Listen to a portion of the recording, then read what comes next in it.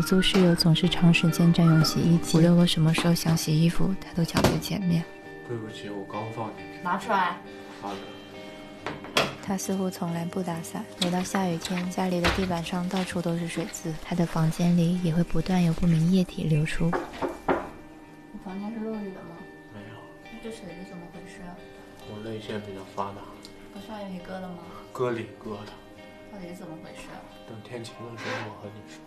然后一连好几天，天都没有晴。我看见他从房间窗户往外舀水，看见他的手指划过窗户留下痕迹，像极了我想象中的回南天。终于等到一个晴天，他又开始疯狂洗他的衣服，然后又是一个晴天，家里停水了。不好意思，你房间里有多的水？好像停水了，我刚上完厕所。等等我有。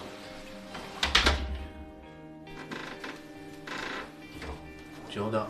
这是什么水啊？准确的来说是体液。我小时候生活在广东，算命先生说我命中在水。然后我高考考砸的时候正好就是梅雨天。之后我去广州上大学，考研、考公、春招、秋招，每一次落榜不是台风天就是回南天。然后不知道从什么时候开始，一到雨天我就浑身淌水。后来我发现这还是个掩盖哭泣的好方法。但是刚刚也没下雨，这水是从哪？我刚刚看了一道去年考研的真题。我可以进去看看吗？我走进他的房间，看见他屋里一切的东西都是湿漉漉的。所以你才每天都要洗好几波衣服？对啊，我一直想换一个大一点的洗衣机，但是我没钱。你有没有想过利用你的这种特异体质赚钱？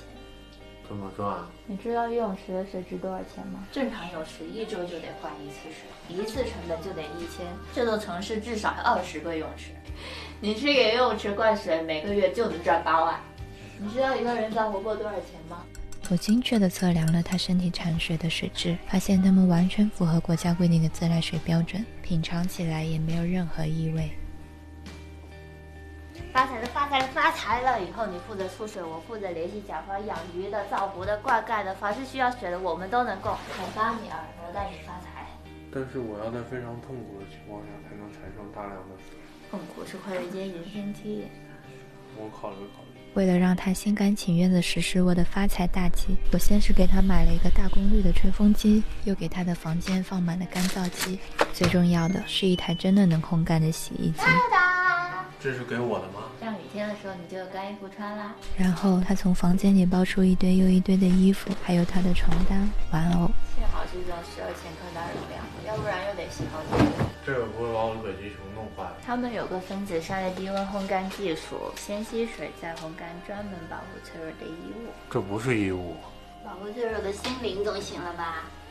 之后的半个月里，他洗衣服的频率越来越少，我们的交流也变得越来越多。晴天时，他比我想象的要开朗许多。有时候，我们还会在家里一起做饭，水煮牛肉、卤水鹅、煎水饺和水蒸蛋。好吃。什么时候开始实施我们的搞钱大计？你是说叫员工活？对啊，但是我最近好像不怎么渗水了。要不你再找到高数题测试一下。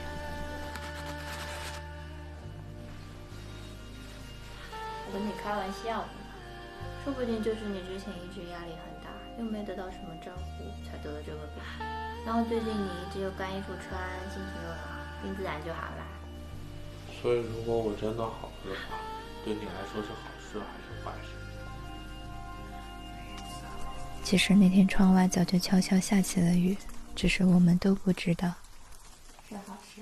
这是10几年前出场工具人老杰克，他最近发现自己变得很卡。杰克，你待会帮我写几行可以自己写代码的代码。完全没问题，张总。这是今年麻省理工的应届生龙眼，他已经通过了公司的前3轮面试。但是3万元的薪资对这个岗位来说确实有点高了。哇，这个配置等于是2024年我的顶配 MacBook Pro 64核。我记得老杰克好像是2010年从学校出来的，酷睿双核，到现在也还能用。曹宇虫也是双核。此时老杰克正在参加一次相亲。我最近总感觉我是一台10多年前出厂的旧电脑。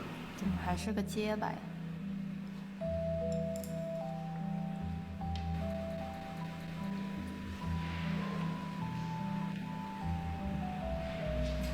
与此同时，公司的 HR 开始劝说老板雇佣龙眼辞退老杰克。张导，龙眼和老杰克就是兰博基尼和手扶拖拉机，那也是跟了我几十年的拖拉机。您做了10几年的拖拉机，从农村的泥路一直做到新时代的高速路口，现在您是要上高速，还是要坐拖拉机回去？杰克，你要是再这么卡下去，我可能就要考虑给公司换一点新的硬件。这让杰克感到害怕。之后，老板和 HR 组织了最后一场面试，让老杰克同时也参与进来。你们计算一下，还原这个一共需要多少步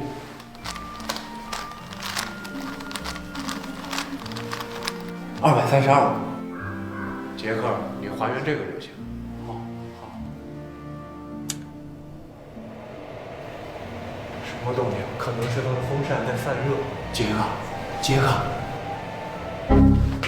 他在算呢，您别碰他。他可能被您点的卡死了，您开任务管理器强制结束吧。怎么弄啊？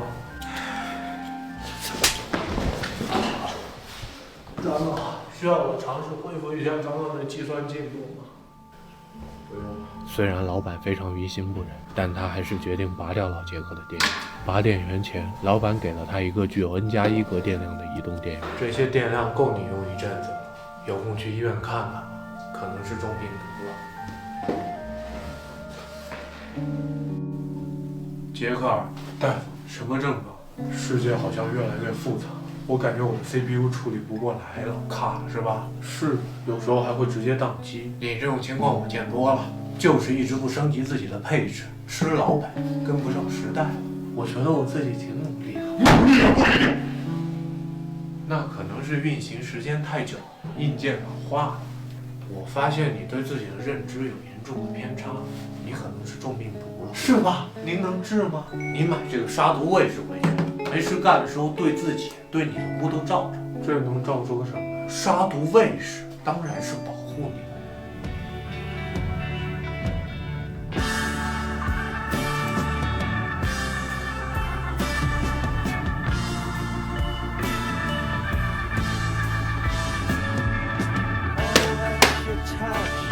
嗨，我是江家辉，点一下，晚1年，重备不花1分钱。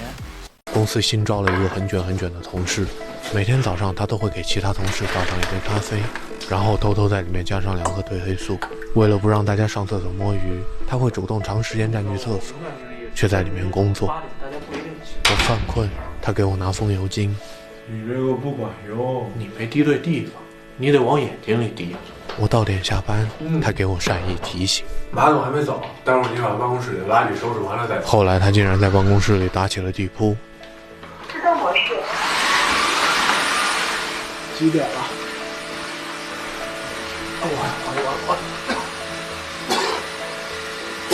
你行不行啊，哥们？要不请2天假休息行不行？假不是请来的，如果身体需要休息，身体自己就会生病，假自己就来了。你这么卷下去也不是个办法。卷，你不会把你现在的行为定位成努力吧？你一个扫地的跟我谈什么努力？我也很努力想转正啊，摆脱体力劳动，但我没有你那么着急，我在等一个机会。机会不是等来的，能等来，等不来。对，就这样躺着休息休息就好了。我得把文件整理好发给马总。人的身体是需要休息的，就跟这个洗地机一样。如果你不平躺下，你就永远看不见生活死角里的那些乱七八糟的东西。而且在你翻滚着满地卷之后，你的身体是非常疲惫的。这时候你就要开启自我清洁功能，洗个热水澡，赶时间的话就急速烘干，把自己带回到一个良好的状态。否则你的身体和精神总有一个会先崩溃。我的身份和处境不允许我思考这么高深的领域。你歇会儿，文件我帮你弄得了吗？谁还不是个大学生啊？来，把这杯加了褪黑素的咖啡喝了，好好睡一觉。那天他睡得很沉，而我苦苦等待的机会也终于到来。小张，你刚刚发的这个方案，我只能说，这是张董事长，他白天总是喜欢在公司小眯一会儿。那刚刚的文件是我发的，我早就看出来你想的不是等闲之辈。您谬赞马总，公司里边有些人一直想着不知道怎么往正确的方向努力。关于你们工作的调整，有件事情你待会儿帮我传达给他。喂，是，马总准备让你滚蛋了。所以你刚刚跟我说的让我躺平的那一大通，其实是为了卷我是吧？怎么能是卷呢？这是计谋。我告诉你啊，在卷这件事上，我张某人从来没有输过别人。哎，要不咱俩别卷了，以后这活儿咱俩一块儿干，工资一人一半。马总他是这样的，最近我觉得身体有点卷不动了，所以决定去三亚休息一段时间，好好整理一下生活的死角。关于你俩工作调整的问题，刚刚这个电话就是工商局打来的，咱们公司已经在办注销了，你俩原地解散。还卷吗？卷啊，肯定得卷啊！